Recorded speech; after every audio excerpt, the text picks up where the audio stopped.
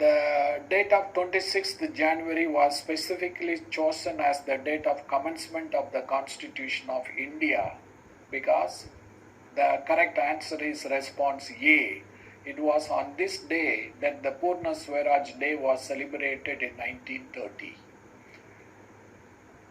Then the second response, Mahatma Gandhi started the Dandi March from Sabarmati Ashramam, that was on 12th March 1930. And so it is response A, that's the right answer. The other three responses are wrong. It was at the Lahore session of the Indian National Congress held in December 1929 that for the Purna Swaraj resolution was adopted by the Indian National Congress. And on 26th of January 1930, that the Purna Swaraj Day was celebrated all over the country. It was at the suggestion of Pandit Nehru that to commemorate the 20 years of the Purna Swaraj Day that was celebrated on 26 January 1930, the Constituent Assembly decided to allow the Constitution to enter into force from 26th January 1950 onwards. So that is how that the 26th January 1950 was selected as the day for the Constitution to enter into force. Right. Then question number 2. The Indian Councils Act of 1861. The Indian Councils Act of 1861 is said to be an important landmark in the constitutional and political history of India for which of the following reasons? There are 3 statements given. Let us analyze their factuality. Statement 1, that it transferred the powers of the government of India from the East India Company to the British Crown. It is almost a common knowledge which is known to everybody that it was after the First War of Independence in 1857 that the British government decided to take over the direct administration of the government of India from the East India Company, and it was not the Indian Councils Act 1861 which transferred the power from the East India Company to the British Crown directly. So it was the first statement is wrong. And on the basis of taking the direct control over the administration of government of India, that the Governor General was also now given the nomenclature of Viceroy, and he became the direct representative of the British Crown in India with regard to the princely states, and he continued to be the Governor General with regard to the British provinces. So statement 1 is wrong. Then second, the Indian Councils Act provided for local representation by associating Indians with the lawmaking process. That is true. So the Indians were included in the Viceroy's Council, and 3 Indians were included in the Viceroy's Council as non-official members, and it was Raja of Benares,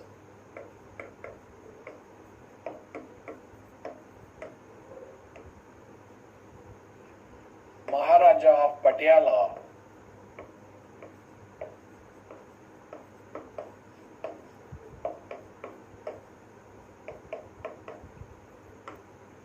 and Sir Dinkar Rao.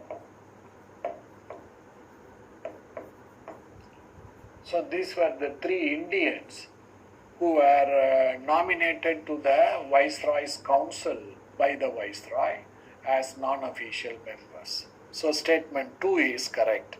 Then statement 3, it initiated the process of decentralization by resorting to restoring the legislative powers to the Bombay and Madras presidencies. This is also factually true. They were centralized so these powers were centralized by the Charter Act of 1833, And in 1861, the Indian Councils Act that it decentralized these powers and gave it back to the two presidencies, Madras and Bombay presidencies. So statement 3 is correct. So the answer is B for Bangalore. Now, in this kind of questions, you can also verify your answers with the application of common sense. Now, having known that statement 1 is wrong, that it was Government of India Act 1858 that transferred the power to the British ground directly, that we know that statement 1 is definitely wrong. Now, immediately go back to the responses A, B, C, D. Wherever that the statement 1 is included, that response is wrong. So on that basis, if you look at it, that response A, response C and response D, all three of them contain statement 1 as one of the answers. So therefore they cannot be the answer, and you indirectly conclude statement B, the response B is the right answer. So for example, if you had doubts over the factuality of statements 2 or 3, whether 2 is right or 3 is right or both of them is right, if you are confused, that this process of going from backward, that is from the responses to the question, that you will be able to get your doubts cleared and you can correctly mark the answer. So therefore that it also pays for you to look at the answers before finally finalizing your answer. So this is the shortcut that you can use. Then question number 3. Question number 3, consider the following statements. The Constituent Assembly of India was, statement 1, a fully sovereign body. Second, the first Parliament of Free India. And third, it was directly elected by the people of India. Which of these 3 statements are correct? Now, if you look at the Constituent Assembly of India, it had 3 distinct phases. The first phase is from 6th December 1946 to 14th August 1947. The Constituent Assembly of India met for the first time on 6th December 1946. This was the first phase of the Constituent Assembly of India. Then second is from 15th August 1947 to 26th November 1949, from the time of independence to the time when it enacted the Constitution on 26th November. The third is 27th November 1949 to March 1952. So these are the 3 distinct phases of the Constituent Assembly of India. During the first phase, it was not a sovereign body because the country was still a colony of the British. It had not got its independence. So thus, it was a non-sovereign body. And during this phase, it performed only one function. And that function was the Constituent Assembly engaged in the enactment of a constitution for the country. And in this phase, it was not free to enact a constitution of its choice because it was not a sovereign body. It was to enact a constitution as per the cabinet mission proposals. For example, the cabinet mission proposed for the enactment of a federal constitution for India with weak center and strong states at the provincial levels. So the Constituent Assembly was not to change this proposal. Now the second phase, from 15th August to 26th November 1949, when the country became independent, the Constituent Assembly became a fully sovereign body, and thus it had the authority to enact a constitution of its own choice. No longer it was bound by the proposals of the cabinet mission. And you know that the Constituent Assembly had given us a constitution, a federal constitution where the center is strong and the states are weak, the opposite of what the cabinet mission proposed. And during this second phase, the Constituent Assembly performed two functions. The one is it functioned as the Constituent Assembly engaged in the enactment of the Constitution. The second function was it was also functioning as the Provisional Parliament of India, temporary Parliament of India, in order to provide for the laws necessary for the administration of the country. It functioned as the temporary Parliament of India with full powers.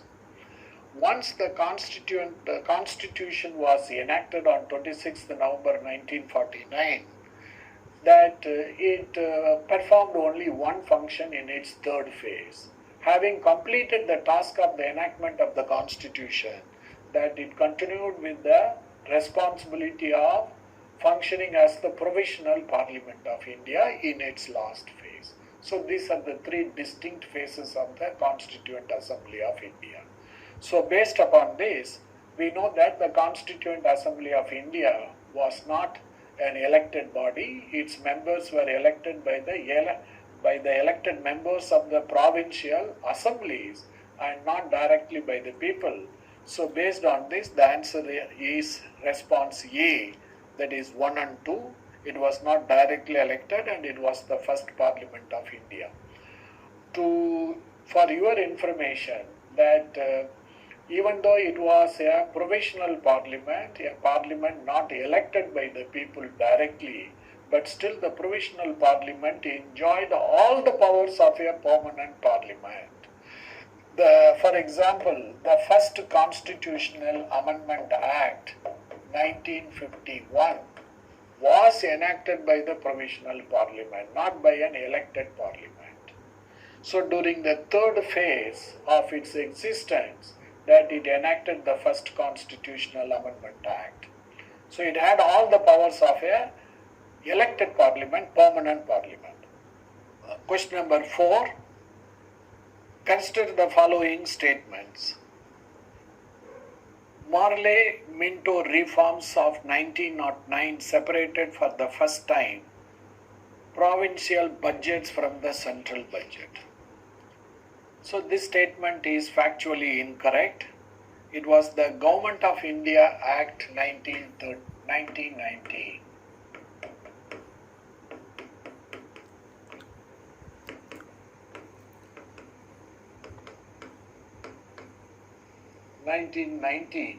Which provided for the first time the provincial budgets from being separated from the central budget, and the provinces were allowed to prepare their own budget and present it and get it passed.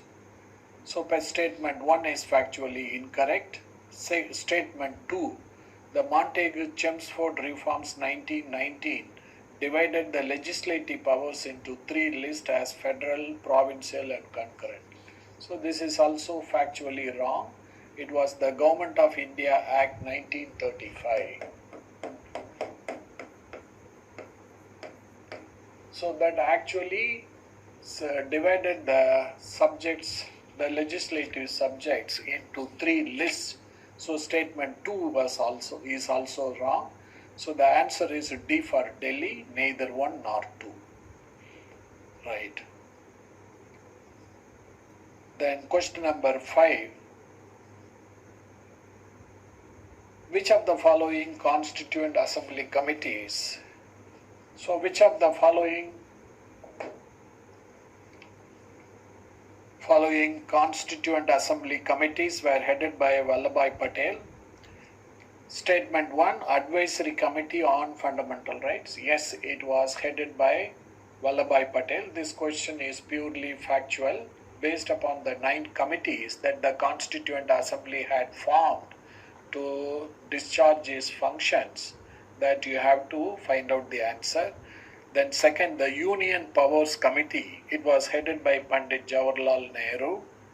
Then third, Rules of Procedure Committee, it was headed by Dr. Rajendra Prasad. And four, Provincial Constitution Committees, that it was headed by Vallabhbhai Patel. So based on this, the answer is B for Bangalore. The 1 and 4 committees were headed by Vallabhbhai Patel, Sardar Vallabhbhai Patel. The answer is B for Bangalore. It's mostly factual in nature, not much discussion. Then the question number 6. Right, question number 6. In the context of polity, which one of the following would you accept as the most appropriate definition of constitutional democracy? The word constitutional is important. So, constitutional democracy.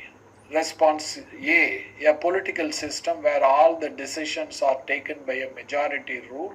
So this is only insofar as the establishment of the government and running of the day-to-day administration. But the elected government, on the basis of majority rule, shall have to follow the constitutional provisions, and the government, elected government, is subject to the constitutional values while administering the country. Then so statement A is not correct. Response A. Response B. The Constitution puts limits on the majority in power and protects the rights of minorities. Yes, that is true. That the majority that forms the government on the basis of the election result, as I said earlier, has to function according to the constitutional norms. Therefore, statement B is correct. Then let us verify the correctness of statement C and statement D. Citizens vote for a policy directly without any intermediate representatives. So the people vote for the intermediate representatives where they are the political parties. It is wrong. And statement D, the government is regulated in its exercise of power by international non-state actors. No, the state is not concerned about the non-state actors at all. So statement D is not relevant, and answer is B for Bangalore. Right. Then question number 7. Right, question number 7. With reference to the 42nd Constitutional Amendment Act 1976, consider the following statements. Statement 1. It removed the right to property from the list of fundamental rights. No, it was the 44th Constitutional Amendment Act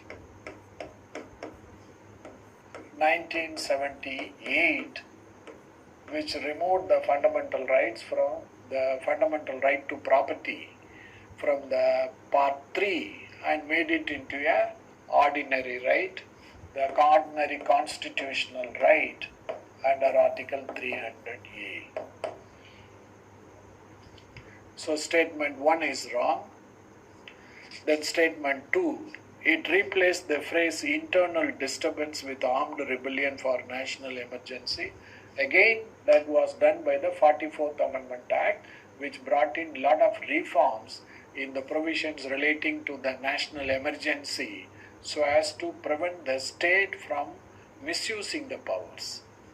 Then statement 3, it made it obligatory for the President to act on the advice of the Council of Ministers. Yes, that the 42nd Amendment Act amended Article 74 of the Constitution. The original Constitution in Article 74 provided that there shall be a Council of Ministers headed by the Prime Minister to aid and advise the President. That's all. But the 42nd Amendment Act amended Article 74, which added the words, who shall act in accordance with such advice. So thus the 42nd Amendment Act made it constitutionally obligatory for the President of India to act according to the aid and advice of the Council of Ministers. If you see the Constitution, there is only one body that has been created by the Constitution to aid and advise the President, and that is the Council of Ministers. There is no other body that has been given the power to aid and advise the President of India. All other bodies, they make recommendations to the President. For example, the Election Commission recommends to the President about the disqualification of a member of Parliament under certain conditions. All other bodies, they make recommendations to the President, but only the Council of Ministers headed by the Prime Minister under Article 74 is to provide aid and advice to the Council of Ministers, to the President of India. So the answer is D for Delhi. Statement 3 and 4 are correct. So the fourth statement is it added a new directive principle that requires the state to protect and improve the environment. So that is it. That is under the 42nd Amendment Act. So statements 3 and 4 are correct. And answer question number 7, answer is D for Delhi. So a lot of factual knowledge has been given in the explanatory notes. That please go through that for extra pieces of information. Right. Next question, question number 8. Consider the following statements. Statement 1. Unlike the British Parliament, the Indian Parliament is not a sovereign body. That's true. One of the major differences between an unwritten constitution and a written constitution is, in an unwritten constitution, it is the Parliament that is supreme, whereas in a written constitution, it is the constitution that is supreme.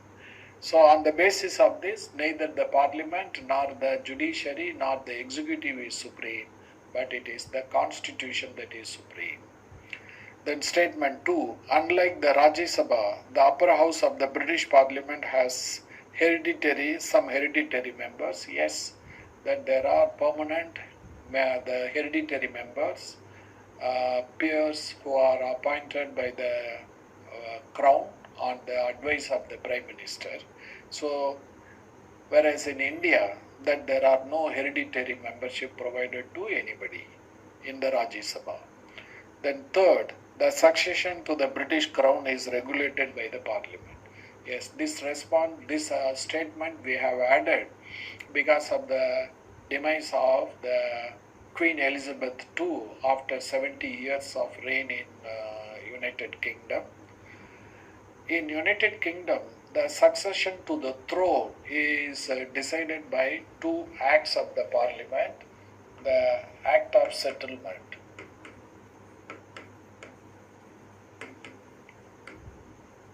1701. So it is the Parliament through law decides about the succession to the throne, and under the Act of Settlement that the